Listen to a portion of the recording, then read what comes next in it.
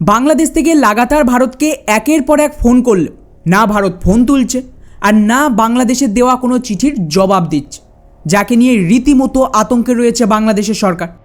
কেননা ওরা ভেবেছিল চীনের সাথে হাত মিলিয়ে যদি ভারতীয় চিকেন নেকের আশেপাশে বাংলাদেশের পুরো যে তিস্তা নদী তার প্রজেক্ট চীনকে ধরিয়ে দেওয়া যায়, তাহলেই কিন্তু সেটা ভারতের জন্য বিরাট বড় থ্রেট হবে।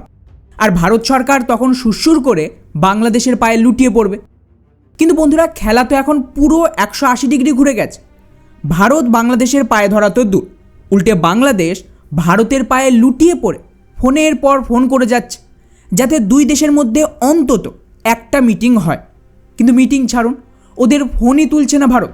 আর এটা আমার বক্তব্য নয়, বরং রিসেন্টলি বাংলাদেশের মিডিয়াতে নিজেরাই ওরা এই ধরনের খবর এনেছে, যেখানে ওরা বলছে ভারত নাকি এখন নদীর জলকে হাতিয়ার বানিয়ে বাংলাদেশকে নাকে দড়ি দিয়ে ঘোরাচ্ছে।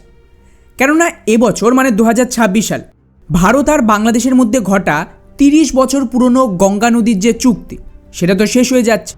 এবং একবার এই চুক্তি শেষ হয়ে গেলে ভারতের কাছে কোনো রকম লিগ্যাল অব্লিগেশন থাকছে না বাংলাদেশের প্রয়োজনীয় জল ওদেরকে দেওয়ার জন্য। এবং এরপর কিন্তু ভারত সরকার নিজের ইচ্ছে মতন যত খুশি এই গঙ্গা নদীর জল বাংলা সহ দেশের একাধিক রাজ্যে বাদ দিয়ে খালের মাধ্যমে সরিয়ে নিতে পারবে। এতে করে ভারতের তো মারাত্মক ফায়দা হবে, যেখানে আমাদের একাধিক এলাকায় যে একটা জলের সমস্যা তৈরি হয়েছে সেটা মিটে যাবে।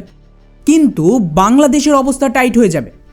ভারত জল না দিলে গোটা বাংলাদেশের যে কৃষিকাজ সেটা কিন্তু রাতারাতি ধ্বংস হয়ে যাবে বললে খুব একটা ভুল হবে না। কারণ ওদের টোটাল চাষাবাদের একটা বিরাট অংশ পদ্মা সহ বাকি নদীর ওপরে নির্ভর করে, যেখানে ডিরেক্টলি ভারতের গঙ্গা নদী থেকে কিন্তু জল আসে। আর বন্ধুরা, স্বাভাবিকভাবেই যে মুহূর্তে বাংলাদেশে এই চাষাবাদ ক্ষতিগ্রস্ত হবে গোটা দেশের রীতিমতো দুর্ভিক্ষের অবস্থা তৈরি হবে। কারণ ইতিমধ্যেই আপনারা হয়তো জানেন বাংলাদেশ কিন্তু একটা কৃষি প্রধান দেশ। ওদের মেজরিটি ফসল স্পেশালি চাল ডাল এসব নিজ দেশেই তৈরি হয়। তাও কিন্তু বাংলাদেশকে নিজেদের বিরাট অংশের একটা ফুড সাপ্লাই ভারত সহ বিশ্বের বাকি দেশ থেকে আমদানি করতে হয়, কারণ ডিমান্ড অনুযায়ী ওদের দেশে সেই পরিমাণ ফসল হয় না। ফলে এমন অবস্থায় যেটুকু খাবারের প্রয়োজন দেশের কৃষকরা মেটাচ্ছে তাও যদি বন্ধ হয়ে যায়, তার মানে বাংলাদেশের অস্তিত্ব শেষ হয়ে যাবে। এবং এটা ওদের সরকার খুব ভালোভাবে জানে। তাই জন্যই কিন্তু লাগাতার ওরা ভারতকে ফোন করছে, চিঠি পাঠাচ্ছে, যাতে এবার পুনরায় এই গঙ্গার নদীর চুক্তিটাকে রিস্টোর করা হোক এবং এর একটা বড় অংশের জল যেন বাংলাদেশ পেয়ে যায়। কিন্তু বন্ধুরা, বাংলাদেশের সরকারের দাবি এত চেষ্টা করেও ভারত ওদের জাস্ট পাত্তাই দিচ্ছে না, আর বাংলাদেশের বিরুদ্ধে নতুন করে পানি আগ্রাসন চালাচ্ছে। আর এটা গত পরশুর রিপোর্ট, মানে 25 তারিখে। এখন প্রশ্ন দাঁড়াচ্ছে যে তাহলে কি 2026-এ এই বাংলাদেশের কপালে মারাত্মক বিপর্যয় নামতে চলেছে? আর এইভাবে বাংলাদেশের ফোন না ধরে বা কোনো চিঠির জবাব না দিয়ে ভারত বেসিক্যালি কি করতে চাইছে? বাংলাদেশের অবস্থাও কোনোভাবে পাকিস্তানের মতন করার প্ল্যান নেই তো?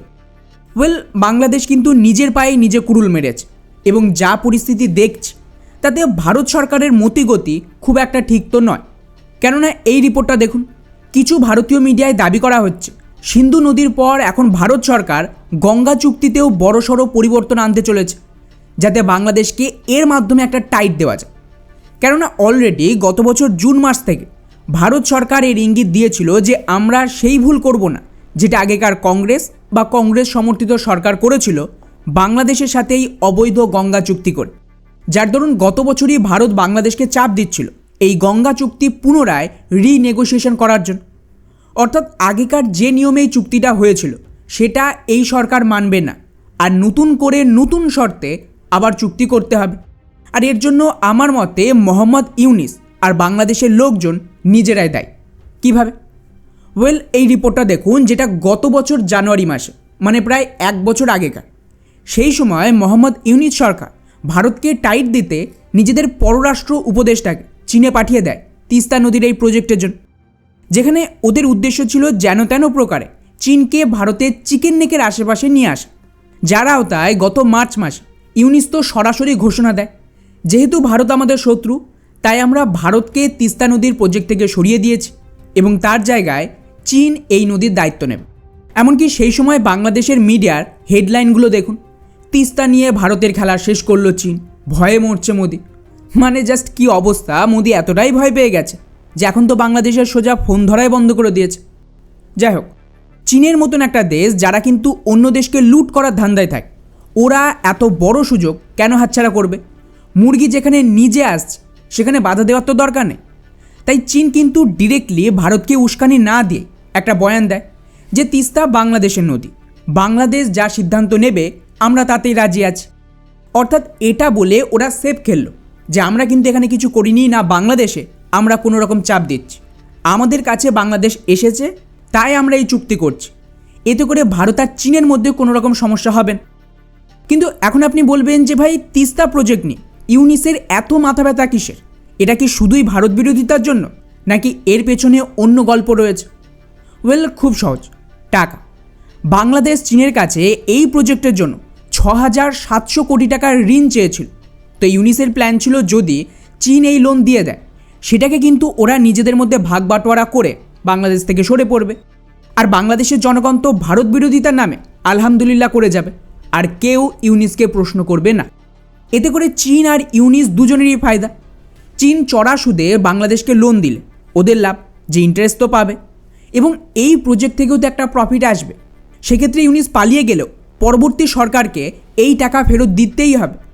যার দরুন ওরাও গত সেপ্টেম্বর মাসে তিস্তা প্রজেক্টের জন্য নিজেদের একটা কারিগরি দল পাঠায় বাংলাদেশ, যার আওতায় এখন ফাইনালি মনে হচ্ছে যে এই চুক্তি প্রায় ফাইনালের দোরগোড়ায় পৌঁছে গেছে। কেননা প্রায় সপ্তাহখানেক আগে মোহাম্মদ ইউনিস ভারত বিরোধিতার নামে চীনা রাষ্ট্রদূতকেই তিস্তা নদীর এলাকা পরিদর্শনে নিয়ে যায়, যেটা কিন্তু ডিরেক্টলি ভারতকে একটা মেসেজ ছিল। ব্যাস, এখানেই বাংলাদেশ নিজের পায়ে নিজে কুড়ুল মেরে দেয়। তিস্তা নদী বাংলাদেশ, ওরা নিজের দেশে যা খুশি করতে পারে, নিজেদের নদীর সাথে যা খুশি করতে পারে। সেমভাবে তিস্তার জল, পদ্মার জল এসব তো ভারতের। তো ভারতও পাল্টা নিজেদের দেশে নিজেদের নদীতে যা খুশি করতে পারে। আর তাই হচ্ছে 2024 সালের পর থেকেই যে বাংলাদেশ আর চীনের মধ্যে এই তিস্তা নদীর প্রকল্প শুরু হয়েছে, তবে থেকেই ভারত মোটামুটি বাংলাদেশের সাথে কোনো প্রকার যৌথ আলোচনা বা চুক্তিতে রাজি হয়নি।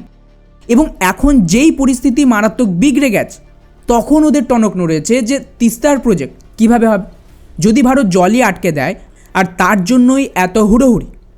ফলে এখন স্বাভাবিকভাবেই প্রশ্ন উঠবে যে এমন অবস্থা যদি সত্যি ভারত বাংলাদেশের সাথে সেম কাজ করে যেটা পাকিস্তানের সাথে হয়েছে, তাহলে ওরা এর পাল্টা কি করবে?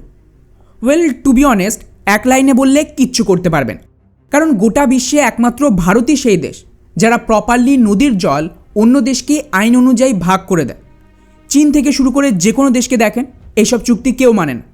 কিন্তু ভারতের এই সুবিধা সত্ত্বেও বাংলাদেশ যেভাবে ভারতের সাথে সম্পর্ক খারাপ করেছে, ভারতের পিঠে ছুরি মারছে এবং ভারত বিরোধিতার নামে বাংলাদেশের হিন্দুদের মারছে, তারপর ওদের হাতে আর কোনো অপশান নেই ভারতকে রাজি করানোর। হ্যাঁ, ম্যাক্সিমাম ওরা আন্তর্জাতিক মহলে এর বিরুদ্ধে বয়ান দেবে, পাকিস্তানের সাথে যোগ দেবে। কিন্তু প্রশ্ন হলো এসব শুনবে কে?